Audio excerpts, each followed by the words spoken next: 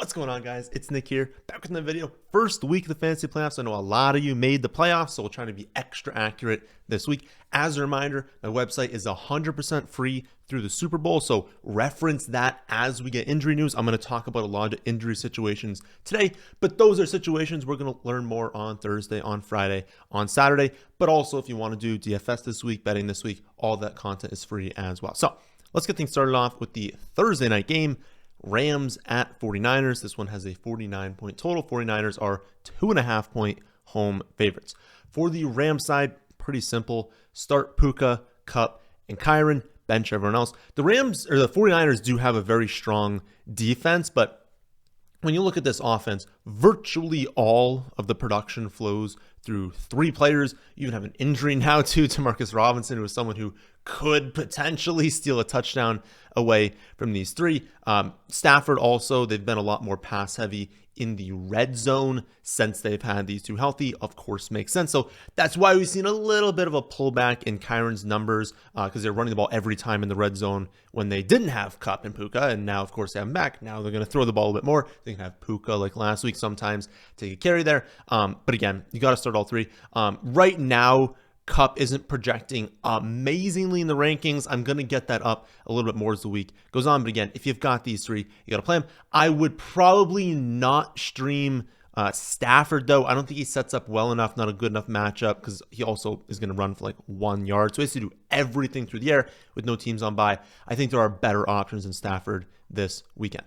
For the 49ers, Debo has complained about not getting enough targets. I have a feeling that's going to translate to a few more screen passes. It's very easy to get Debo involved. Like, if he is frustrated with his workload, it's like, well, the number one way to use him is to put him in the backfield as a running back or to throw him screen passes. You can do that. If you choose to do that, it's very easy to do. It's not someone that gets all their looks deep downfield where it's like, okay, if they're taking everything away, you can't get him the ball. You can get Debo the ball if you want to. So I think they're going to do that this week. I'd also like to note 5 carries last week. That was the second most on the season for him. And with Isaac, this is another one where it's like, injury situation, right? We're going to learn more as the week goes on. You guys are going to watch this on Thursday morning. I'm recording this in like the early afternoon on Wednesday. We'll probably know something later in the day on Wednesday, but we'll definitely, of course, know before the game on Thursday. But either way, with Isaac, whether he is out, whether he is just banged up, he is probably not going to see like a 100% opportunity share that he would have had before. So it's likely, or at least more likely, we get kind of that vintage Debo game where he has, 5 or 6 carries. He has 6 or 7 receptions. He goes over 100 total yards, maybe scores a touchdown or 2. So I get it that we have 4 straight weeks of under 23 receiving yards. That is actually concerning. 100% it's concerning, but it's a positive matchup for wide receivers. They're at home. It's a must-win, squeaky wheel narrative, injured players. Like, everything is leaning towards Debo having a good game. I think I would play him at wide receiver 2 if you're not comfortable with that in the flex spot. Like, I think that I'd play him, but quote-unquote flex spot because it's the Thursday game. So even if you planned on playing him in the flex, he's a wide receiver. You would play him at wide receiver just to give yourself more flexibility later in the week. So I think he has a good game, but I would still play Jawan. I would still play Kittle. Those two are playing exceptionally well. I would just play all three, and then currently Purdy's projecting as my quarterback 12 on the week. Purdy and the running backs do come down a little bit more to the injuries. If Isaac plays, I would start him as a running back too, and then Purdy would remain likely in that quarterback like 11 to 13 range. I don't think he'll exit that range even when I do updates. If Isaac is out, we're going to see Patrick Taylor in as the lead back. He'd be a much more low-end running back too, not someone you would need to start, but someone you definitely could start. It would increase the projection on Deebo Samuel because I would imagine they give him more carries, and it would increase the projection on Purdy. I don't think it would make him like a top 8 quarterback, but it would make him a really strong start because I don't think with the season on the line, they're going to lean on Patrick Taylor, Izzy Abanikanda. Like, I don't think these guys are going to be getting a ton of touches. I think they would just be like, listen, we're throwing the ball every play. We're using Deebo in the backfield. Like, I just think that really benefits Brock Purdy, so he increases if Isaac were to miss or to be clearly really banged up. No Saturday games this week. So we're going to start off with the Sunday games. Ravens at Giants. I believe it's the highest spread of the season, 43-point total. 15-point road favorites for the Ravens again. Maybe there was one other game where we had this big of a spread, but the Ravens are expected to absolutely destroy the Giants, even being on the road this week. So Lamar, Henry, obvious must starts. Flowers right now is my wide receiver 19. Mark Andrews, tight end 9. Likely tight end 18. Flowers hasn't been like amazing. He hasn't been bad, but he hasn't been amazing this last month. That is more due to efficiency. He opened the year catching 69% of his targets through the first 9 weeks. Over the last month, that's been 52%. On average, he's going to be much closer to like the mid 60s than at 52%. It's also worth noting last 3 games have been Steelers, Chargers, and Eagles. Those are all 3 very strong defenses. The Giants don't historically face, or I guess historically this season, face a lot of wide receiver targets just because everyone beats them, right? And when you're a team that everyone destroys, maybe you face a lot in the beginning of the game, but by the end of the game, if they're actually going to win this game by 15, 20 points, they're not going to be throwing the ball very much to wide receivers in the second half. So that is a concern that we just don't see a lot of volume in the passing attack here. But at the end of the day, their average projection here is 29 points. I'm projecting them on average for 3.54 offensive touchdowns. So yes, they could get up quickly. They could get to, the mid-20s into the 30s, and then the second half, they're not really doing anything through the air. But if they're going to score 4 or 5 touchdowns, that's what would happen if they were into the 30s, then, there's still a strong chance that Flowers or the tight ends got there because of all that production, right? We don't think that Derrick Henry is necessarily going to have 200 yards and 4 or 5 touchdowns. So we think they can still be involved. So that trio does definitely have a lower floor than we like, because if they get up and they're not the ones to score, that's not great. But I do think that Flowers, Andrews, they're still pretty solid options this week, with likely being more of like that pray for a touchdown tight end too, not someone you probably are starting in an 8, 10, or 12 team league. One final note is the watcher status on Bateman. Deontay's suspended, so Bateman's banged up. If you have Deontay not playing and Bateman not playing, then honestly, I think you can much more consider Flowers and Andrews closer to must starts than strong starts, because now we're just thinning out where those targets are going to go. And if we're expecting all this production, it is likely they have good games. Then for the Giants, assuming Neighbors is active, I think you're playing him. Unless we get some sort of report that he's really banged up, he's definitely going to see less snaps. Like, they're out of, obviously, like they're out of it. They're tanking. Like, they are not trying to go out there and get him more hurt. So if he's out there, you have to think maybe they pull back on the snaps a little bit, but they're not going to throw him out there for like 50% of the snaps. If he's too hurt to play, they're not going to play him. They're going to think about the future. So if he plays, I would play him. And then Tyron Tracy Jr., low end, running back 2. He did have a massive share of the running back volume last week, but the Ravens are an elite run defense. They are 15-point underdogs, only projected to score 1.4 offensive touchdowns. He'll definitely need a touchdown to pay off, or maybe he gets a million dump offs like last week. But Tommy DeVito is actually now starting. Maybe you could have said if Drew Lock was still the starter, maybe we can expect another like 10-target game.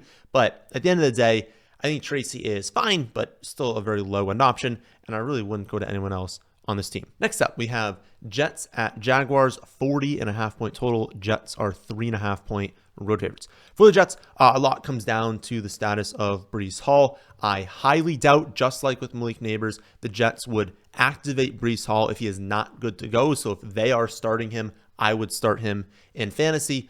If Hall is out, I would expect a similar split to last week. We had about a 55% share for Braylon Allen, 45% for Isaiah Davis.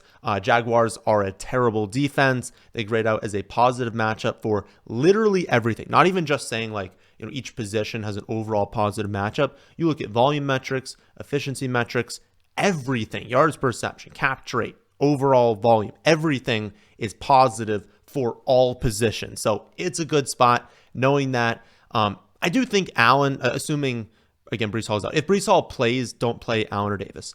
But if Breece Hall is out, I think both Allen and Davis are viable as lone running back 2s. Allen is closer to that running back 24 to 26 range. Davis would be more in that running back 30 to 32 range. So neither one of them would be must starts. But again, it's a really good matchup. The odds are they win this game. They're not huge favorites and they're on the road, so they could definitely lose. But the odds are they're at least winning for some portion. I think the running backs can have decent volume here. I think they can get production. it's a good enough matchup where I'd still feel okay leaning on them.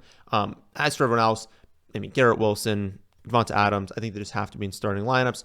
Aaron Rodgers, fine to stream, but he's not a top 15 option. He does nothing on the ground. He's going to need to approach, 275 and at least 2 touchdowns to be like worthwhile starting. That's still above his average projection. You probably have a better matchup than Aaron Rodgers this weekend.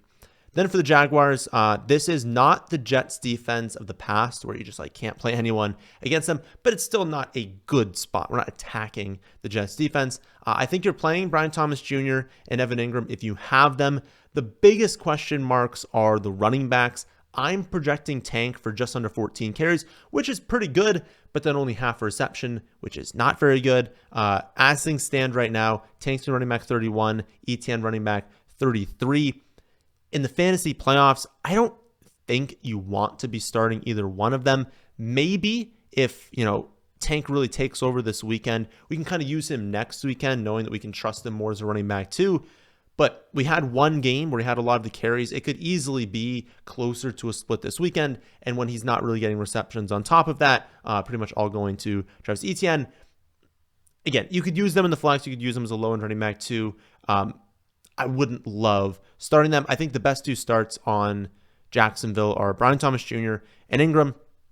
Neither one of my starts. I would say both are strong starts. Wide receiver 21 for Brian Thomas Jr., tight end 8 for Evan Ingram, more just volume-based plays. We know that so much of the production is going to flow through those 2 players in the receiving game. We know they are projected to be in a trailing script. We know the quarterback play is not going to be very good, but volume and upside really, because how many tight ends could have 10 receptions? Evan Ingram is one of them. How many wide receivers could hit for a 70-yard touchdown anytime they get a target? Not a ton, but Brian Thomas Jr. can. So there is ceiling for both those players, and I lean ceiling in the fantasy playoffs. Next up, we have Commanders at Saints, 43-point total. Commanders are 7-point road favorites. For the Commanders, they should be healthier coming off their bye, although they're not going to have Eckler back this weekend. The Saints are a bad defense, but I would say mostly on the ground. They're just not a good run defense at all. And the biggest issue for them is they're really bad when it comes to yards before contact, right? Running backs against the Saints are able to just gain a lot of yards before the first contact. That is terrible news for them against the Commanders because the Commanders are 3rd best at generating yards before contact. So Brian Robinson Jr. is going to be running wild before he's even touched this weekend. There's a very strong chance that this game is won on the ground for the Commanders. You are definitely playing Brian Robinson Jr. He's a must start. Jane Daniels, I think, is a must start as well. Only other 2 plays are McLaurin and Ertz. McLaurin is the wide receiver 23 right now. Ertz, tight end 15. But I'll note I have not yet adjusted those projections. When you're seeing this, that'll be adjusted. But for Noah Brown is not going to play. He might be done for the season. When I add that in, I mean, they don't have really that wide receiver 2 that stepped up. Zacchaeus is not doing anything. McCaffrey's not doing anything. Luke McCaffrey, obviously. There's a chance that they kind of just take what Noah Brown was doing and just give it to the running backs, give it to McLaurin, give it to Ertz, and just not really use these other backs or those wide receivers a little more. And that can just increase these guys even more. So I think you're playing McLaurin. I think Ertz is kind of that low ceiling play. He'll probably end up as a tight end 13 to 15 in that range. And that's fine. He's going to need a touchdown, have a good game. But the odds are he's going to have a couple of receptions, so especially in a full PPR league. If you were just trying to find someone on free agency that's going to get you some points, is not going to have 8 for 80 and a touchdown, but who could very easily have 4 for 40 in a touchdown or 5 for 50 in a touchdown, then I think Ertz can be your guy. I think he's going to have a couple receptions this weekend. Then for the Saints, Carr, Olave, Shaheed, Taysom Hill, all out. They're getting very thin at playmaker. Juwan Johnson, not a terrible dart throw at tight end if you're hoping for a touchdown. Maybe MVS can get loose deep, but the overwhelmingly likely outcome is that you're only using Kamara on the Saints. I would like if we got to a point, I guess if you had Kamara, you wouldn't like this, but I would like if we got to a point where we can actually trust Kendre Miller. I do think they should give him a lot of snaps moving forward. And they could honestly use 2-back sets. They could use Kamara out wide. There are ways they can still use Kamara and have Kendre Miller on the field, or they just run it a ton and utilize both of them. I don't think that is now, though. He had, 11 opportunities, maybe 11 or 12 opportunities last weekend. Looked good. If he gets another, double-digit carries, 1 or 2 targets this week, maybe we can use him moving forward. But I don't know that I would fully trust it. He definitely does not project as like a top 30 option this week. Next up, we have the Bengals at the Titans, 47.5-point total. Bengals 5-point road favorites. For the Bengals, just keep starting their core. Burrow, Chase Brown, Jamar Chase, T. Higgins all need to be in starting lineups. The Titans are like a neutral to negative matchup. They have a strong defense, but the Bengals are in win now mode. Like that wins above everything. Like while the Bengals need to win, you are starting these guys. I don't even care who they're playing. The volume is incredible. Duds are possible. Like T. Higgins didn't have that great of a game last weekend, but that was because Jamar Chase dropped an absolute nuke, and Chase Brown also had a great game. Like so much flows through them. You just got to start those three. Not in love with Gesicki this week. Then for the Titans, Bengals defense has just been terrible. I mean, I know it's tough to trust the Titans, obviously, because Will Levis is their starting quarterback, but the Bengals have now allowed the 7th most yards per game, the 3rd most touchdowns overall. Levis is capable of having good games. It's just that, like we saw in the Jacksonville game last week, he fell apart. Jacksonville's also a terrible defense, and yet he didn't have that good of a game against them. So it does make it difficult to trust, like fully trust Titans players. Overall, though, I think Pollard's a low-end running back too. I think Ridley is a good play in the flex spot. Nick Westbrook-Akine is the same thing he's always been, a pray for a touchdown play, currently a wide receiver 51. Odds are you are not starting him, but he has 1 million touchdowns this season. He could easily have 2 receptions, 40 yards, but fall into the end zone. I wouldn't start him, but if you want to try and keep riding that touchdown train, which derailed last week, but if you want to try and hop back on, maybe he does something. I wouldn't really start him. I feel like the only 2 plays you're playing here are Pollard and Ridley. Dolphins at Texans is up next. 47.5-point total. Texans are 3-point home favorites. For the Dolphins, they've shown some life recently. And while they're unlikely to make the playoffs, I don't think they are technically out of it. I think theoretically they can still make it if they win out and other people play poorly, basically. Texans have a strong run defense, strong pass defense. They are 5th best at limiting total yardage. But Miami is a condensed offense. And when you've got a condensed offense that is humming, with explosive players as well, it doesn't really matter what the matchup is. You just play them. So I think the must starts here are Achane, Tyreek Hill, and Jonnu Smith. I would say it's close with Waddle, but if it is close, let's say you've got Waddle and someone else projected within like half a point of each other and you don't know who to play. It's the fantasy playoffs. Like you are probably playing a good team. Unless you got like number 1, number 2 seed, someone squeaked in and you're like, this team does not deserve to be in the playoffs. Maybe you can be a little less risk averse, or a little more risk averse, I guess. Take on a little bit less risk and not play Waddle because he's still a risky player. But for the most part, you're playing good teams. And so you need ceiling. And if you need ceiling, I would lean towards a player like Jalen Waddle, who is fully capable of 8 for 120 and 2. Many players don't have that in their range of outcomes. So in the fantasy playoffs, I'm more willing to take on that risk because I'm playing good teams. I need that good performance, especially if you're an underdog. If you look and you're like a 10-point underdog, you're going to need someone to exceed their projection by a lot. And so I'd be more willing to play him. Again, I would not call Jalen Waddle a must start, but I would lean towards ceiling more than usual, and he does have ceiling. Then for the Texans, Nico, Mixon, obvious must starts. Stroud is projecting right now as my quarterback 14. Dell's coming in as a pretty low-end flex play. Tank Dell just hasn't really been great this season, and especially hasn't been great while Nico is active. But the entire offense just flows through Nico and Mixon. So my lean is to bench Tank Dell if you can. But part of the reason that Tank hasn't been amazing is that Stroud hasn't been amazing. Like, he has not had a good season. If he was playing like he did last year, Tank would have had some really good games. But he hasn't been. He's missed some open throws. He's made some mistakes. And so Stroud, if Miami can get going into the side, like if Miami hits deep to Waddle, hits deep to Tyreek, and the run game is explosive. Like if they can get going and they can score into upper 20s, maybe even hit 30, 34 points, I would feel good about Stroud because he can get going against them. He's got Nico healthy. Dell can still hit deep if he can find a way to connect with him.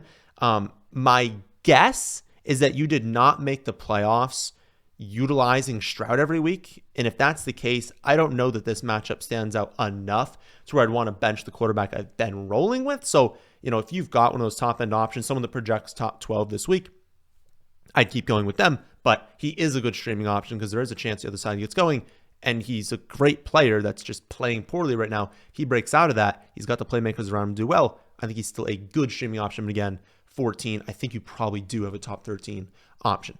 Next up, we've got Chiefs at Browns, 45-point total. Chiefs are only 4-point road favorites. For the Chiefs, Pacheco's snaps increased from 36% to 47% last week, and his touch count increased from 8 to 16. I am currently projecting just under 17 touches for him this week. He projects there as the running back 22. The Browns are a negative matchup for running backs, and the Chiefs team total is 24.5, so it's below 25. That's not super high for them. It's a decent total, but for them, it's not that great. So I wouldn't call Pacheco a must start, but his touchdown chances are decent. The touch floor is relatively high. I don't know if they're going to give him 25, 26 touches, but the odds are, even in like a bad game for KC, which, what are the odds KC gets smoked here, right? Pretty minimal. Odds are he's going to have at worst like 13 or 14 touches. So I do think he's a pretty strong start at running back too. Pacheco, also a strong start. I am playing him over Caleb Williams. Well, I guess I have the bye, but I would be playing him over Caleb Williams in that league.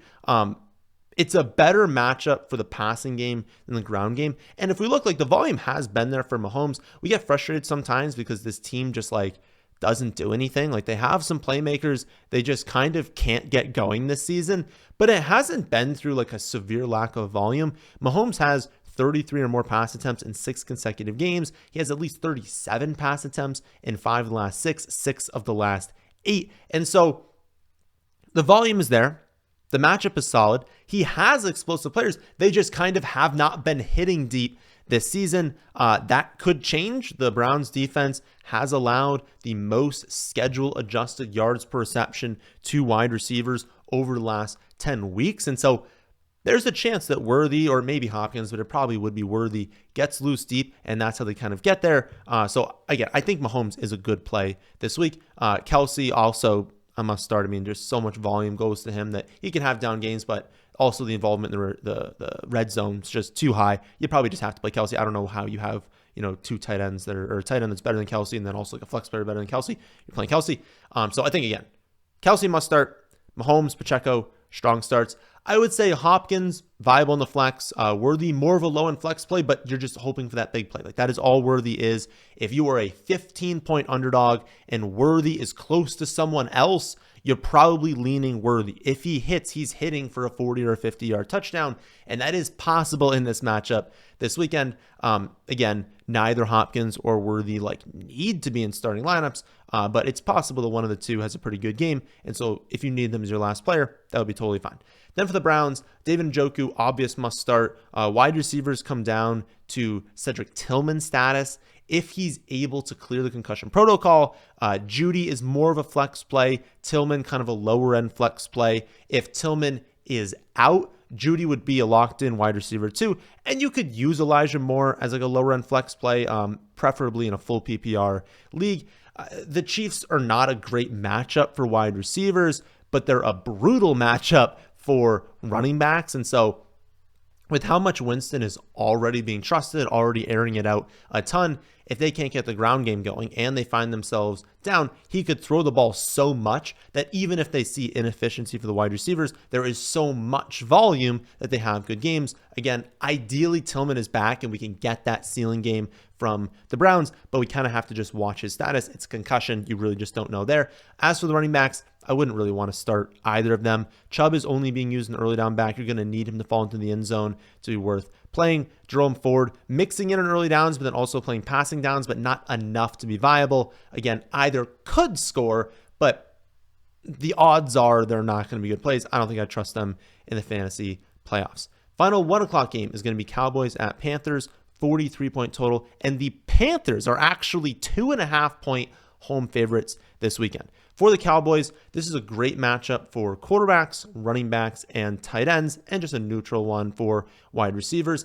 As things stand right now, Lance a wide receiver 10, Ferguson tight end 10, Rico Dowdle running back 15. And given the matchup and the expected volume for each of them, I'd feel really good about using all of them this week. The Panthers are allowing the second most yards per game. They're allowing the third highest efficiency through the air, second highest efficiency on the ground. They've allowed the third most passing touchdowns, the second most rushing touchdowns. Again, it is a good spot for Dallas, so I would want to be starting all three of Lamb, Ferguson, and Rico, and I don't think I would play anyone else there. For the Panthers side, the Dallas defense has been significantly better with Parsons back, but they just lost Overshown. They're still, like, even with Parsons back, they're not what they once were. This is a road game. Dallas typically plays way worse on the road. Bryce Young has also looked like a completely different quarterback these last few weeks. He's avoiding sacks. He's not committing just like horrible turnovers, and he's keeping them in games. Over their last 5 weeks, they have 2 wins against the Giants and Saints, so not super impressive, but then only a 3-point loss against the Chiefs, a 3-point loss in overtime against the Bucs, and then a 6-point loss last week at the Eagles, where they had a chance to win the game on the final drive. Again, Bryce Young looks like a completely different quarterback than he did last season, than he did to open this season, and that is translating to his skill players since he took back over in Week 8. Chuba Hubbard is the running back 12 in points per game. Adam Thielen is the wide receiver 15 in points per game. Xavier Legette, only the wide receiver 55, but he's increased to an average of 3.5 receptions for 43 yards per game. That is solid. That is better than he was doing before, and he's a rookie in the second half. He is trending up. I don't think that you need to stream Bryce Young this week. He's only coming in as my quarterback 23. You made the playoffs. You probably have a top 12 option. But in like a super flex league, I think he'd be totally fine to use in that super flex spot. I would say that Chuba Hubbard is a must start, especially with, the re-torn ACL. Super unfortunate for Brooks, but re-torn ACL there. He's obviously not playing this weekend. Chuba's going to be featured. He's going to have a very strong role. You are absolutely playing Chuba Hubbard as like a top 5 running back this week. I think Thielen is a very strong play in the flex spot. He's projecting well to start the week. We'll see where the final projections are, but I mean, there's a pretty good chance he's like a top 35 wide receiver. He's got a good connection with Bryce Young. I went over that last week, how it makes sense that they are going to keep utilizing him to gain confidence in Bryce Young. Bryce Young needs confidence going into next year. It makes sense going to keep featuring Adam Thielen because that connection is so strong. And then we get wide receiver 46, more of a deeper league play. If you're in like an 8 or a 10 team league, you probably do not need to play Xavier Legette in the fantasy playoffs. 4 o'clock games kick off with Patriots at Cardinals, 45.5 point total. Cardinals, 5.5 point home favorites. For the Patriots, not a whole lot to like. Stevenson's been running back 23, Hunter Henry, tight end 11, Drake May, quarterback 24.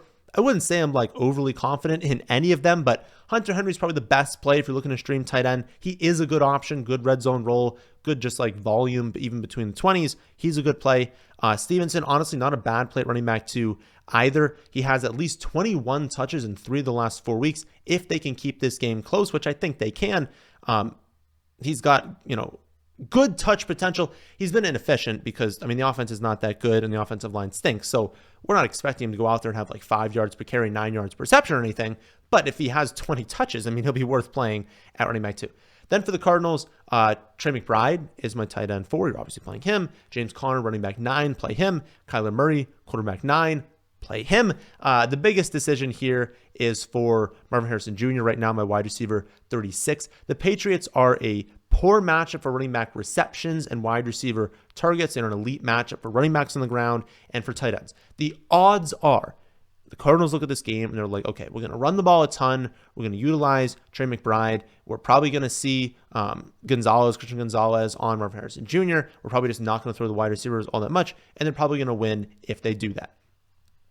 I think, again, you can play Marvin Harrison Jr. as my wide receiver 36. He still projects decently. He's got the toughest matchup on the team, though. They can easily win without him. So I don't think they're going to force feed him the ball. I don't think you need to play him, but don't feel awful if you had to. Wide receiver 36 isn't bad if you had to use that at like wide receiver 3 or in the flex spot. Next up, we have Bucs at Chargers, 45.5 point total. Chargers, 3-point home favorites. For the Bucs, the Chargers have a really, really strong defense. You can see that reflected in the Bucs team total. It's a lot lower than it usually is. I think a lot just comes down to the status of Bucky Irving. Evans is a must start regardless. I don't care what's happening with the running backs. Play Mike Evans. But if Bucky Irving plays, we should assume he's good to go and that we'd utilize him as a low-end running back too, and that White would be, kind of like a lower-end flex play that you wouldn't necessarily need to play, but you would just basically hope that they kind of limit the touches for Bucky Irving, give more to White, but you probably just wouldn't be playing White if Bucky Irving is playing. If Bucky is forced to miss this week, then White is a strong start running back too. You probably are playing him at that point since he'd have a much better touch floor and ceiling. Baker, Otton, they're kind of tough calls. I would stream Baker over guys like Drake Young, over Bryce Young. Ideally, you can use someone else this week. I do know a lot of you have been using Baker every week to make it into the playoffs. But man, the Chargers defense is just like really good. I don't know that I would love it.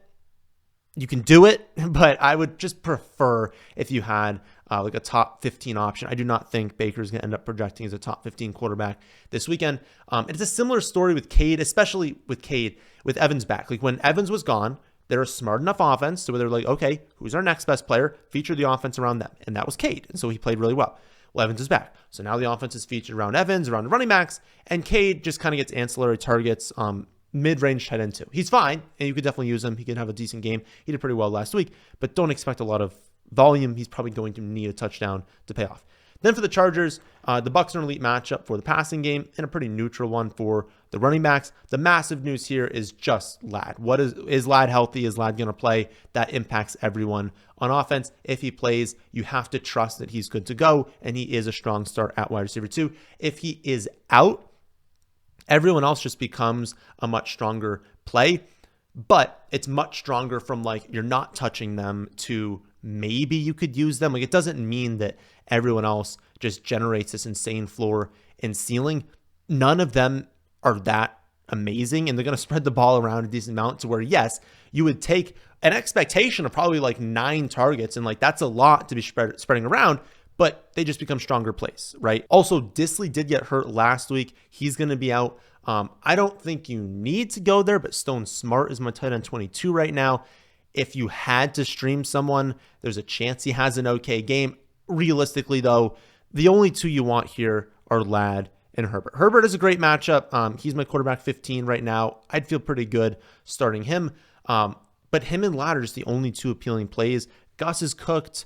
Vidal is just not very good. Quentin Johnson can't catch. Palmer is good, but he's getting less opportunities now with Chark back healthy. Like, your life is on the line in fantasy playoffs. I just don't think I could go to any of them unless it is a last guy in and you're like, I get it, but I have absolutely no one else. Sure, even given the matchup, I wouldn't want to use them even if Ladd is out. We're just hoping Ladd comes back. Next up, we've got the game of the week. Bills at Lions, 54.5 point total. Lions, 2.5 point home favorites. For the Bills, it somewhat depends on the status of Dalton Kincaid, but realistically, the Lions are a brutal matchup for tight ends. So regardless of whether or not Dalton Kincaid returns, I would bench him and Knox. I just would not play either one of them, no matter what the status of Kincaid is. The Bills clearly made more of an effort to get Amari Cooper going last weekend, but he's remained fairly inefficient on the Bills. I would like him more if Coleman is out. I also don't think Coleman is going to miss. I think Coleman is going to return this week, so you have that thrown in. The real matchup we're attacking here is Khalil Shakir. Like, this is a great matchup for slot wide receivers, regardless of what we saw from Jaden Reed last week. This is a good matchup for slot wide receivers. I think Shakir is the one we want to be playing. He's been their best wide receiver all season. So, like, even when you add in the matchup, like, it's a really good spot for him. You add in also the likelihood that, like, this is a high scoring game, right? It's a 54.5 or a 55 point total, depending on where you look. That is an absolutely insane total. I don't think we're going to get like what we saw last week where both teams are scoring in the 40s, right? I don't think we're going to see 86 points here, but there's a chance both teams do score into the 30s. And if that happens, you're going to want to be playing Shakir. I just think he's the most likely to get going on the Bills side. Behind him, Allen, obviously you're starting him. James Cook. My running back 19, I don't love it. It's a very poor spot for the running backs. My guess is you kind of have to play him. Like, odds are you don't have multiple running backs that are better than James Cook. But I think there's a chance, honestly, that I keep going through the projections and he drops to like the running back like 21, 22. He's not a good play. I don't expect him to be great. I'm not expecting a touchdown. I'm not expecting rushing efficiency. you're basically hoping he catches like a long screen pass. But at the end of the day, again, if you had to play him, not the end of the world. I think the best plays here are Allen Shakir. I'd love to play Cooper, right? Because this is also a spot where it's like, if they can't run it and they throw it every play, in a dome, like this is a great spot for Amari Cooper if he can get going. But the Lions have a strong defense and the efficiency hasn't been there. And if you got Keon Coleman back, it's like, especially if you had Keon Coleman and Dalton Kincaid back, it's like Shakir is the one I would want in the passing game. Then for the Lions, the Bills have a strong defense, but that doesn't really matter. Like, we start the Lions every week. You just have to. Not everyone's going off, but everyone has a good enough expectation where you have to play all of them. Goff, Gibbs, Monty, St. Brown, J-Mo, all must starts in my eyes. Laporta, strong start. Right now he's my tight end, 13. You could dabble with Tim Patrick in like a deeper format, but he's only a wide receiver, 50 right now. Lions are projected to score 3.4 offensive touchdowns on average, and all the starters in this offense have such an insane weekly ceiling that you just have to play him and live with the results, which usually are very good. Next up, we've got Colts at Broncos, 44-point total. Broncos are 4-point home favorites. For the Colts, Denver is a pretty brutal matchup for tight end efficiency and running back efficiency on the ground. They're a plus matchup for running back receptions and wide receiver volume. Ultimately, it just comes down to which Anthony Richardson do you get. He was fantastic in their game before the bye. He had decent numbers, and the only bad part of it was his receivers dropped everything. He was dropping dimes deep downfield in the perfect location, and everyone dropped all of those targets. I would imagine that Josh Downs is back this week. That will help. Obviously, it'll give him a more stable and better wide receiver to lean on, but also it'll open things up a little bit more for the other pass catchers. As things stand right now, and I'm projecting Downs in, AR drops if Downs is out. Other wide receivers go up if Downs is out. But right now, AR is my quarterback 13. Downs my wide receiver 31. Pittman wide receiver 40. JT running back 23. I'm pretty sure I'll get Jonathan Taylor higher in the rankings as the week goes on. In my first run, though, you've got a tough matchup. You've got AR stealing touchdowns. It just makes it difficult to rank Jonathan Taylor super high. At the end of the day, though, if you have Jonathan Taylor, you are playing him, right? Even with AR stealing touchdowns, he gets like 100% of the running back volume, which I'm projecting, and it's still not coming out amazingly. I'll find a way to bump him up, but you just have to play Jonathan Taylor if you have him on your team. I know it's going to be difficult to trust Anthony Richardson. Obviously, he's a very high ceiling, low floor play. I think it depends on your team. If you squeaked in, you are like, I don't know, it's a 12-team league, maybe 6 make playoffs, you are the 6 seed, you are the 5 seed, and you're playing that 1 or 2, and you're projected to lose by like 15. I think that's a scenario where you play Anthony Richardson. Like, he has a chance to run for 60 yards and 2 touchdowns while throwing for 2. He has a chance to score 30, 35 fantasy points. Stream him over someone whose best game, maybe their average game is better, but their best game is like 21. 22. If you are a big-time underdog, you want to take down a high-end team, you need someone like Anthony Richardson out there at quarterback to hopefully give you that sort of ceiling. If you are the 1 seed, the 2 seed, and you probably didn't become that starting Anthony Richardson every week, and so you have someone else that's better, and you don't want to just mess things up, play that other option. Again, he's only the quarterback 13. I'll say this. I would definitely play Lamar, Josh Allen, Jaden Daniels, Jalen Hurts, Joe Burrow, Jared Goff, Bo Nix, Kyler over Anthony Richardson. So if you have one of those quarterbacks, I'd probably just play them. Even factoring in floor ceiling stuff, I would play them over Anthony Richardson. I would probably also play Sam Darnold and Mahomes. Those are closer, but I'd probably play those two as well. With everyone else, even if they project similarly, I would probably lean towards the upside of Anthony Richardson at that point. And then again, the other good play is Downs, wide receiver 31. I'd feel good about him in the flex, better in full PPR. Then for the Broncos side, Bo Nix, Courtland Sutton, they're must starts. No one else really needs to be played. Like, I would be surprised. I'd be surprised if someone else had a great game. I guess I wouldn't be shocked if someone had like an okay game. Like, if one of the running backs scored a touchdown, or if one of the other wide receivers scored a touchdown, sure. I would be surprised if one of these running backs had like a monster game. If they went to Javonte Williams, Jaleel McLaughlin, Audric Estime, and they gave them 20 touches, they had 100 yards and a score. That would surprise me, right? I think they're going to kind of mix things around enough to where you're starting Nix, you're starting Sutton. I mean, good luck. Honestly, it's like good luck guessing who's going to score a touchdown, who's going to be involved for the running backs beyond those two guys. So I would just play those two and not worry about anyone else. Final 4 o'clock game is Steelers at Eagles, 42.5 point total. Eagles 5-point home favorites. For the Steelers, I don't think Pickens is going to play this weekend. We will see as the week moves on, but I don't think he's going to play. Assuming he's out, there's really not that much to like on Pittsburgh. The Eagles have a phenomenal defense. The Steelers are willing to spread the ball around, especially when they don't have their number one playmaker. Pat Freiermuth going to potentially have like the most efficient season ever for a tight end, but even factoring that in, he's still just a low-end tight end too, even with Pickens out. Best plays here are Najee and Warren, but they're only my running backs 29 and 34. I don't really want to attack the Eagles defense. And so maybe you could utilize those three I just talked about, but my preference would be to just not play Steelers players. Again, if you had to use the running backs, you had to stream Pat Freiermuth. Fine, don't love it. Then for the Eagles, something is going on between Hurts and A.J. Brown, and if there wasn't anything going on, there certainly is now that Brandon Graham had those comments. Nick Sirianni is also a player's coach, and he wants to keep his superstars happy. He has historically force-fed his stars when they complain about touches, and while Brown, hasn't been complaining publicly, given the comments that have been made, it's pretty clear he's frustrated about the lack of targets. I think they force feed him this week. He is an auto start. Even if he wasn't complaining, he's an auto start, but he's definitely an auto start because of that. So Brown, Hurts, Saquon have to be starting them. Devonta Smith, a really good play in the flex spot. He doesn't grade out fantastic right now, but with Dallas Goedert out, there really aren't that many places for the targets to go. There haven't been very many targets in recent weeks because they just don't throw the ball in the second half of games.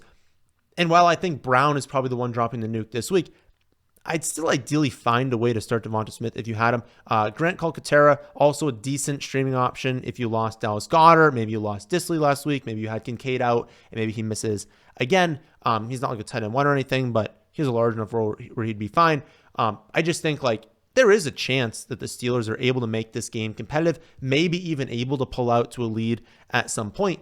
And I just think it's consolidated enough to where the ceiling is there for all of these starters to where I'd want to be playing them. I don't think I'd throw Grant in there. Grant, again, is just a streaming option, but more talking about Devonta Smith here.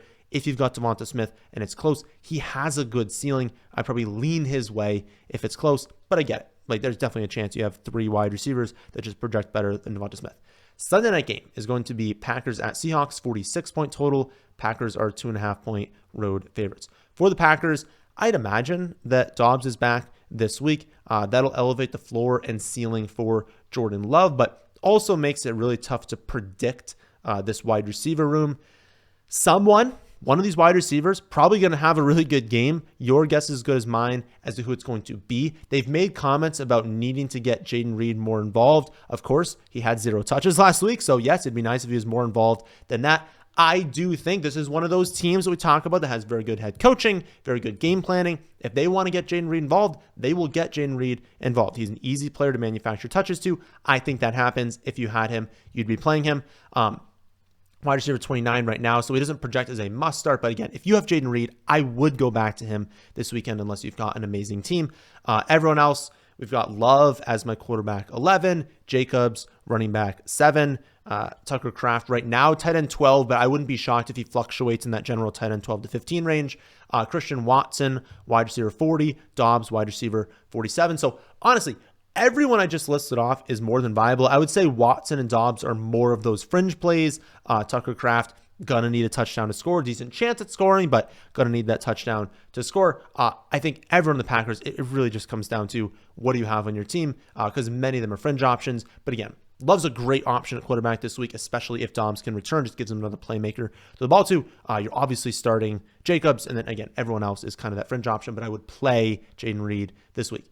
Then for Seattle, Packers have a strong defense, but we know where the ball is going for the Seahawks, so it just makes it easier to project them even in difficult spots. I would start Metcalf, I'd start JSN, and I'd start whoever starts at running back for this team. If Ken Walker is back, start him, bench Charbonnet. If Ken Walker is out, start Charbonnet, bench Ken.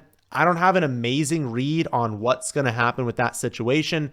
I don't think they want to rush him back. And, given how well Charbonnet played last week, I think it's viable if they wanted to hold him out on the week. But we'll just kind of have to wait and see. I have no idea what's going to happen. I'm not in that room. We just need to wait for reports on Thursday, Friday, Saturday, and go from there.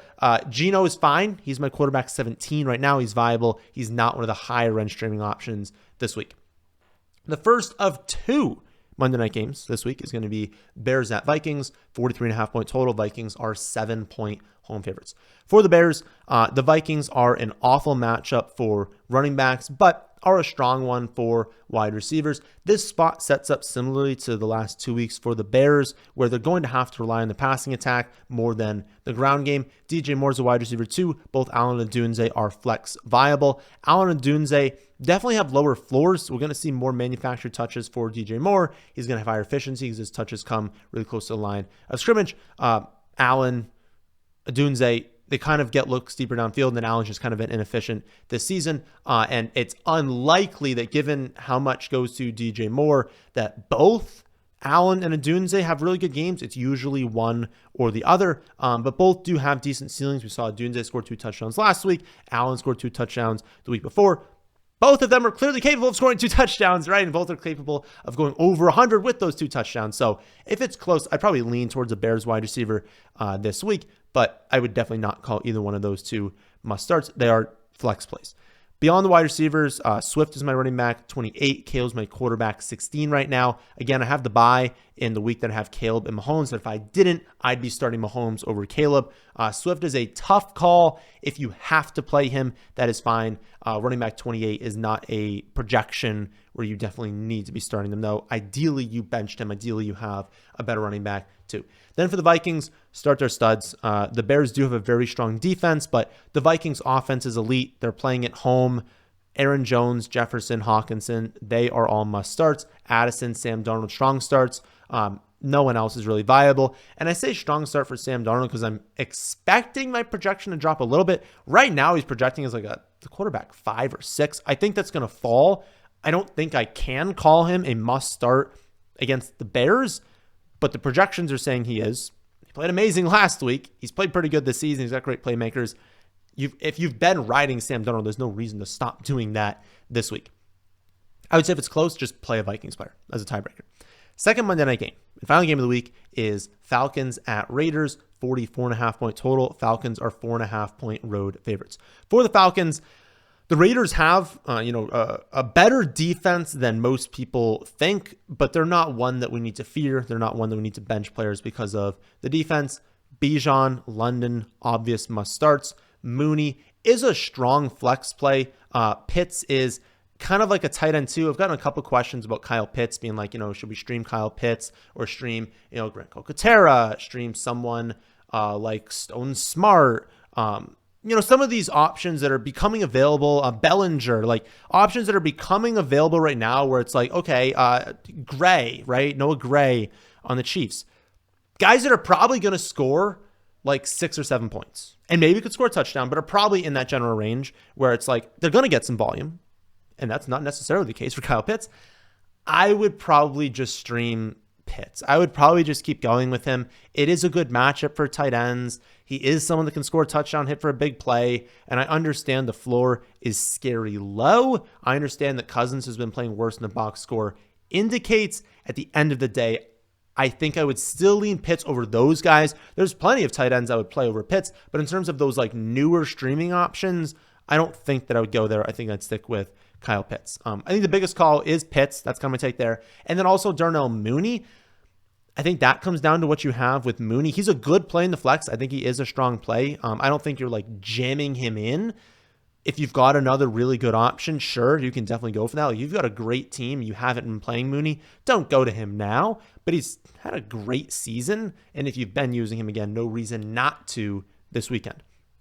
Then for the Raiders, final team, we will wait on the status of Zamir White and Alexander Mattison. In my opinion, though, Sincere McCormick has played well enough to where I think he's earned it, right? I think he's earned that starting job. He's had 3 games that have been better than any of those guys have had all season, but we're not going to know for sure. And it's possible he's still the starter, but like if Zamir gets activated, if Mattison gets activated, it's still possible they get just a couple carries, a couple targets, and like even that much workload probably makes it so where you're not in love with playing Sincere McCormick.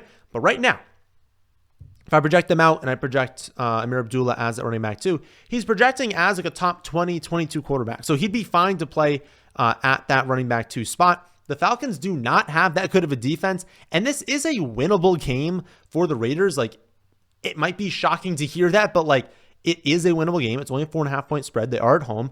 They can play well, even with Desmond Ridder at quarterback in a revenge game. I think there are worse options. If you had to play him at running back 2 and Zamir and Madison were out, you could do that. And then auto starts for Myers and Bowers. Both probably do not go off, but one probably does go off, and you're going to want to just be playing them every week. And then do not play Desmond Ridder unless you are streaming like a super flex spot. So please remember that the website is 100% free through the Super Bowl. And please check back later in the week, right? The rankings and projections are going to change as we get injury news later in the day from me on Wednesday, on Thursday, on Friday, Saturday, Sunday. All those days I do updates to the projections. So please check back. And if you want to dabble in DFS, you want to dabble in sports betting, you've got a dynasty team you want some rankings for, all of that free on my website, thefantasyfootballadvice.com. That'll do it for this one though. If you've made it this far, please subscribe to the channel. If you are new here, it really helps me out. I will see you all on Friday for the Underdog video.